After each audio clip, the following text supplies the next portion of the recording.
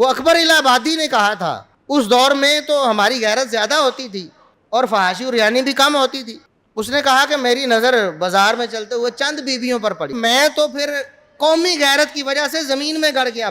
हमारा क्या हाल है, हमारे तो बाजार भरे हुए हैं, हमारे गली मोहल्ले भरे हुए हैं, हमारे जलसे भरे हुए हैं, हमारा मीडिया भरा हुआ है। तो अकबर ने भी कहा था ना कि मैंने उन बीबियों से पूछा, भाई क्या हुआ, तुम्हारे पर्दे का क्या बना, पर्दा जो तुम्हारे सर पे होता था आज कहाँ गया है।